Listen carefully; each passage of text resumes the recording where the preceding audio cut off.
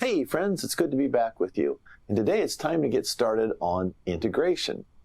Now, integration is basically the second part of calculus. The first part is derivatives, and we've already taken a look at that. Now, a couple of things we need to know about integration to get started.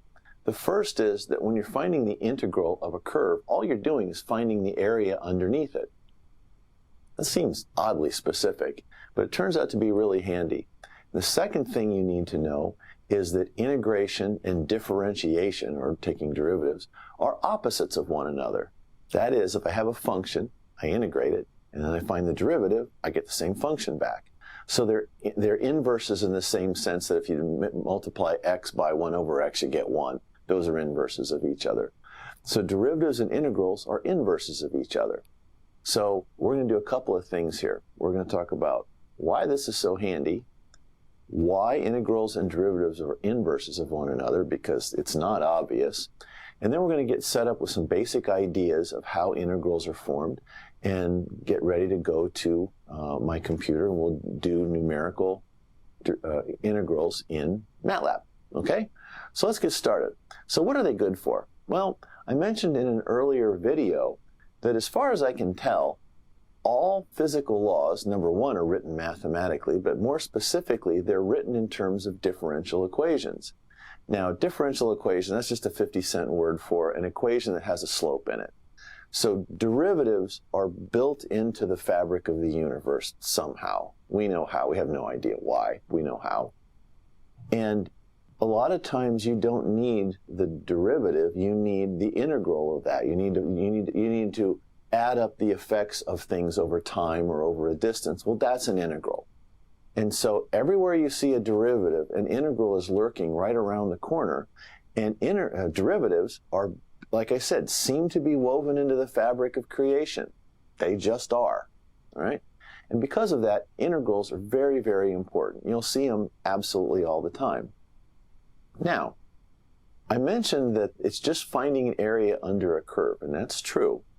There was a German mathematician whose last name was Riemann, and he helped put calculus on a firm theoretical foundation by looking at how you could express integrals as an infinite sum of little boxes under a curve. This is what a Riemann sum looks like. So let's say I have the axes x, y that you always have, and some curve. Doesn't matter what the curve is. And if you take this curve and divide it up into little parts, like this, and the width of those parts is, oh, I don't know, let's call them delta x, that you can approximate the area under the curve by these little boxes. Okay? And if you add up enough of these, you can approximate the area under the curve. Now, it's approximate. What there's all these errors in here, these little triangles that don't really exist that I'm adding in. Well, how do you make those triangles smaller? Well, obviously, you take delta x and you make it smaller. How small? 0? Can't go to 0. Can we go almost to 0? You bet. So in the same sense that we looked at limits where delta x was infinitesimally small, when we're looking at slopes, for Riemann sum, if you take these boxes and you make them infinitesimally small, not 0, but as close to 0 as you need them to be, that's where integrals come from. That's how you find areas under a curve. Now let's loop back for a second here. I said integrals are very useful, but I didn't really give you an example. How about this? See this little thingy right here? It's about the size of a pencil eraser. It's going to go out of focus, but there it is. That little thing right there, that little dingus, there, that's an accelerometer. And if you do any kind of physical testing on cars or airplanes or things like this, you tend to sprinkle these around all over the place. What these do is, like the name suggests, they sense acceleration. So you stick this on a car, plane, boat, person, whatever, and it starts vibrating, right? And out that little connector there, to a wire, goes to a data acquisition system, and you record the acceleration from this little thing. Well, then what do you do with it? Well, sometimes you want to know velocity and not acceleration. Well, acceleration is the derivative of velocity. If I want velocity from acceleration, guess how I'm going to get it? Okay? So that's one example. There are many, many others. Now, I mentioned that integrals and derivatives are inverse functions.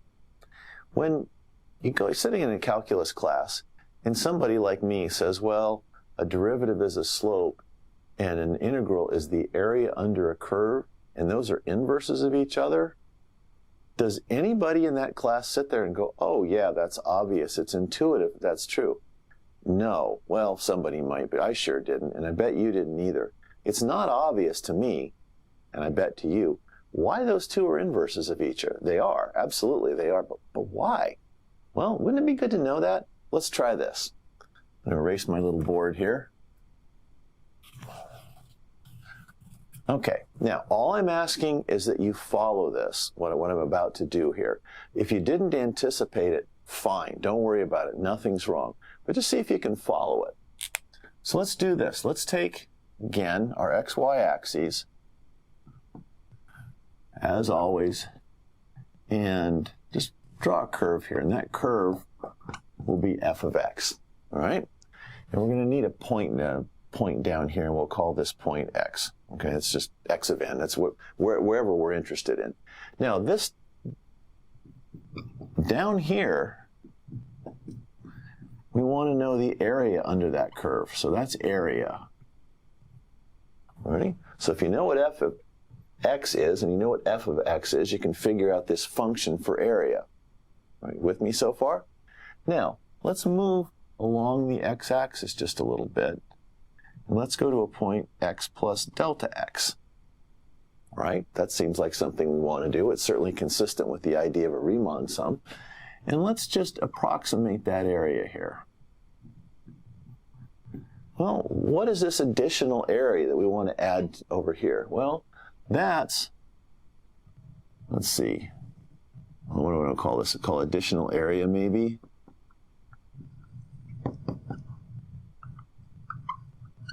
And that's going to be width. Okay, I'm going to call that width there is delta x. Well, that was awful. Let me try that again. Much better. Okay, that extra width is called delta x. And what's this height here? Well, that right there is f of x. Okay. F evaluated at x. That's what that is. So the additional area is delta x times f of x. Okay, now I know I've got these written down here as well. These indicate individual points along the line. All right.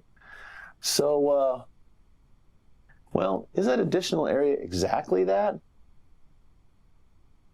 No. It's approximately that. All right, so let's write this down. If I want to know what a of x plus delta x is, okay, and like I said, remember there's a lot of reasons you'd want to do this. The one I just gave you, here's the accelerometer. There are many, many others. Okay, well that must be approximately equal to a of x plus delta x f of x. So it must be approximately equal to that plus that little rectangle. And it's approximately because, see this up here? I mean, I'll put this in a different color maybe. Put that in red. That's an error, okay? There's a little area up there that I'm missing. And that's why it's approximate, not exact. Well, how do I minimize that? Well, make it smaller? I think we've done that before. Let's try something else here. I'm going to erase this. What if I solved for f of x? Why would you do that? I don't know. Why do mathematicians do anything? Some insightful person, I think it might have been Isaac Barrow or Isaac Newton's professor. I remember seeing that somewhere, and I haven't been able to find that reference again, but I think it might have been Isaac Barrow. Let's solve for f of x. He thought to do this. So let's see. F of x is approximately, because remember that's not an equal sign. Let's see. It must be a of x plus delta x minus a of x. I just subtracted that from the other side there and divide through by delta x. Huh. Well, son of a gun. We've seen that before. Now, I told you this is approximate. How do you make it exact? You know where we're going here, don't you? All right, let's just write it out here. And I have to write this. I'm sorry I'm in your way. I'll get out of your way in just a second here. There. Get out of your way so you can see this. Now, that sure looks to me like the definition of a derivative, doesn't it to you? Well, the limit as delta x goes to 0. Let's see, one vertical point minus another one. That's a slope, friends. That's exactly what this is the definition of an integral. So let's just put a box around that. That means the derivative of area is f of x. That means that the inverse of an integral, area, is a derivative. That's it. That's why this works. So now you can be absolutely sure that even though it isn't intuitive, perhaps, that areas and slopes are mathematical inverses of one another. So, one last thing we need to talk about before we go to my board, or to my computer, is if you've done integrals before, you might have noticed they're a lot harder to do analytically than derivatives. With derivatives, once you know what the chain rule and the product rule are, you're good to go. Now, it can be tedious. Finding derivatives of complicated equations by hand is tedious. It takes a long time. Sometimes it takes a lot of paper. But it's not very hard. You're just applying two rules, and you're just turning the crank. Now, the crank isn't always very easy to turn, but you're just turning the crank. You know where you're going. There's not much thinking involved. Integrals are not like that. Integrals are much, much more difficult. And there are many equations that are easy to find derivatives of, but you can't integrate. Okay, let me show you something. See this? Okay, this is an old book that I used to use that I still have with me just for sentiment, I suppose. It's called The Handbook of Mathematical Tables and Formulas. People like me, really before me, really, I'm kind of a little young to still have one of these, used to carry these around, and they were very, very well worn. They had things like log tables, trigonometric tables in it. You see these little Post-it bookmarks I have in them. If I throw this on the floor, it opens up to one of these pages. I'll just automatically. I've used it so many times. It naturally opens as what, page 98 and 99. I can just about see this in my sleep now. This is a table of integrals. We used to carry these things around with us because you just had to have them. Integrals were hard enough to do that you needed these tabulated results to try to get through problems. Well, two things have changed. Number one, we have symbolic processors like MuPad in MATLAB. We don't need those anymore. This is what we're doing now is way better than that. And the other one is that in practice, we almost always are doing integrals numerically, okay, rather than symbolically. Okay, so let me give you an example. I'm going to erase my board here and I'll write an example for you.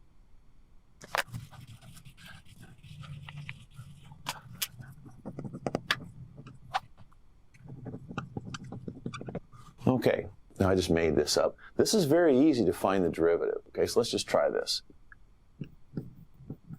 Okay, x dot sine x. Now, so I can use the product rule. I'm just going to multiply by x squared plus 1 to the minus 1. I'm going to use the product rule and the chain rule. So the derivative first times the second plus the derivative the second times the first. Okay.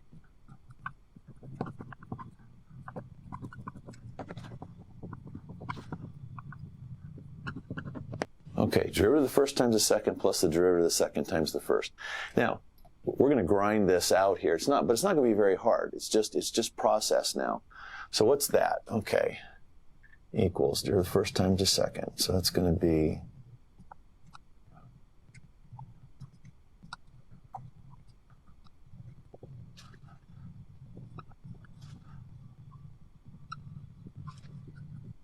all right. All I did was just grind this out. I used the product rule and the chain rule. And I'll check this here in a second and make sure I got it right, but I think I did. All right, that wasn't that hard. Tedious, I sped the video up so you didn't have to watch me write all this stuff out. It's not very hard. Now the integral of f of x, let's write it this way.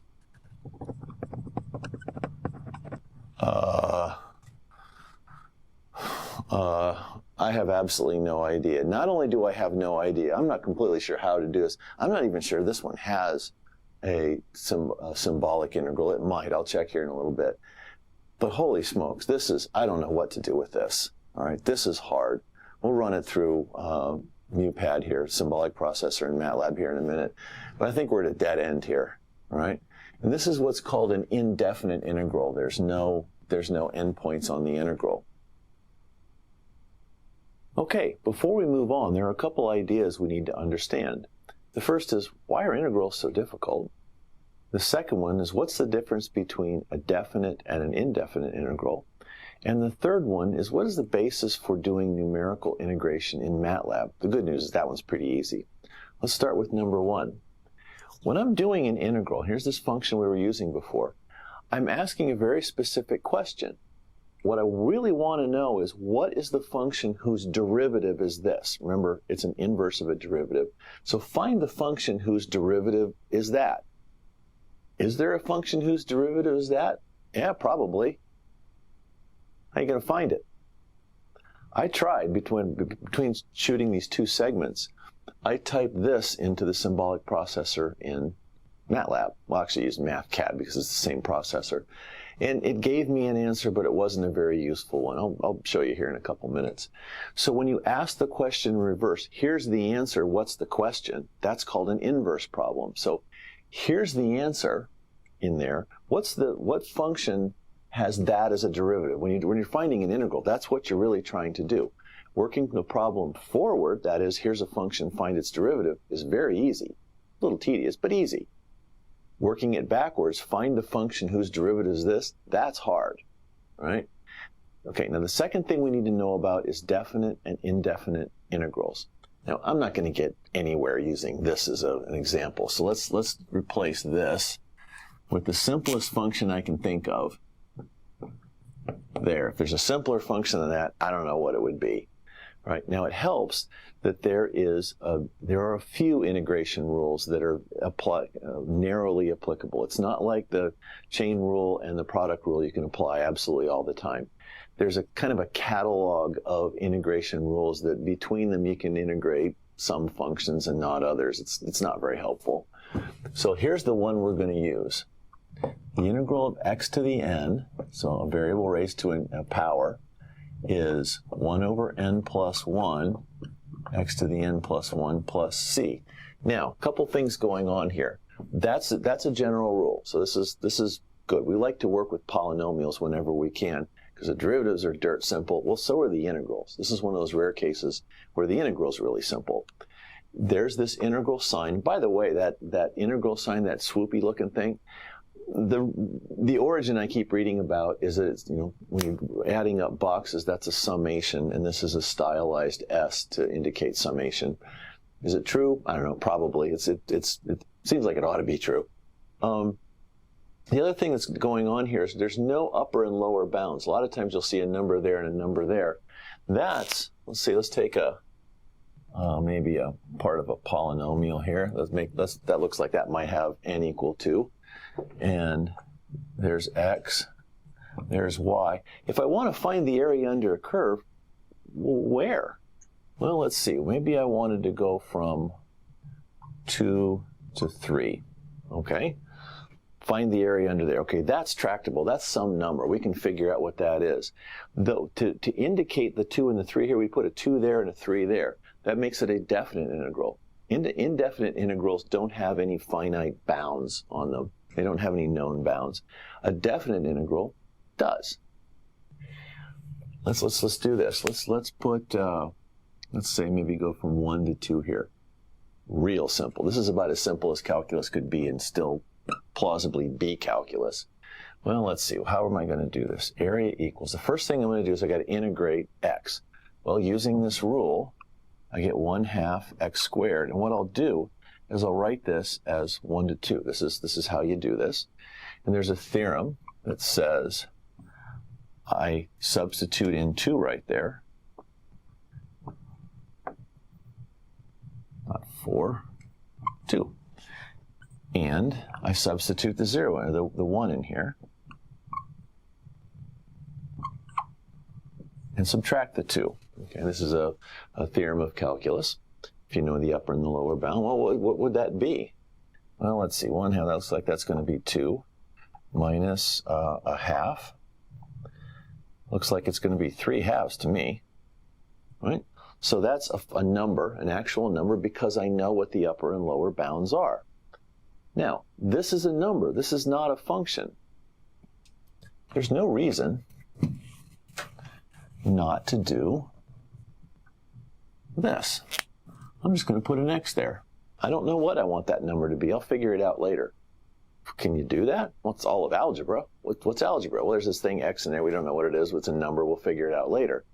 Well, I'm not breaking any mathematical rule by doing this.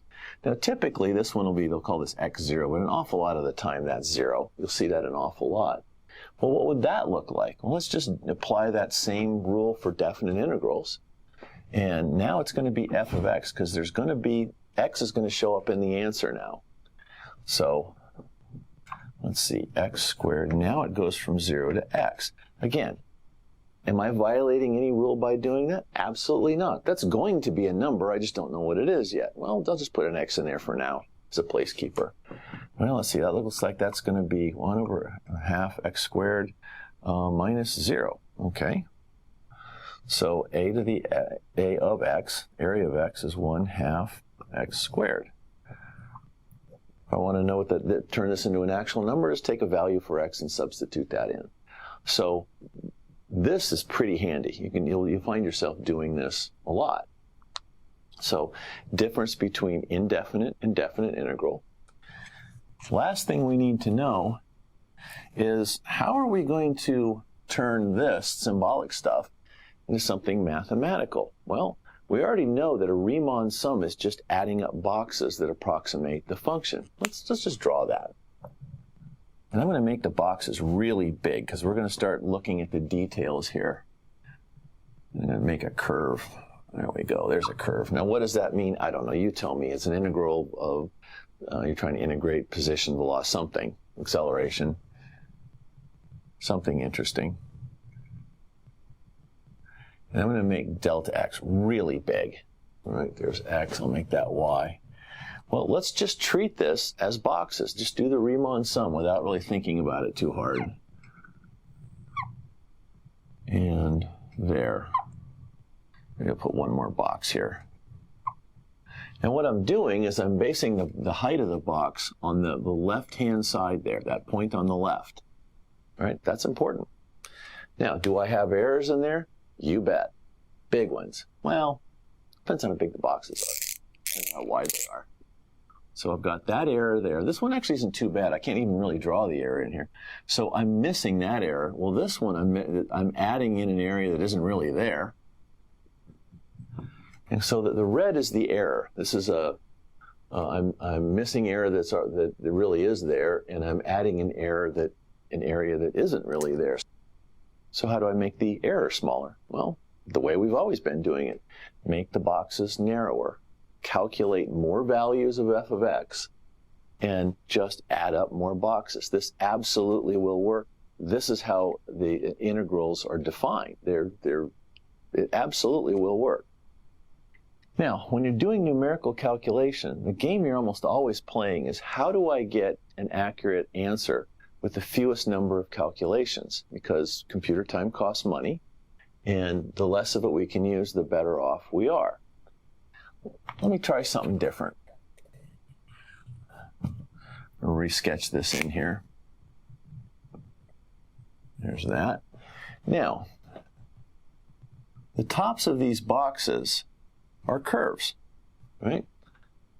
But if the box is narrow enough, that curve looks kind of like a straight line. What if I were to approximate this with a succession of straight lines? Okay?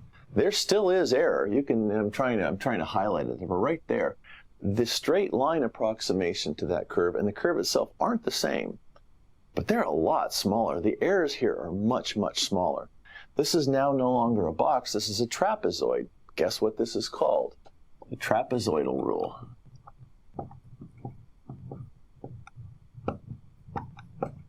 Trapezoidal rule. if I treat this as trapezoids, I can get an accurate answer with fewer calculations. It's more efficient. And there's a command in MATLAB that does this for you.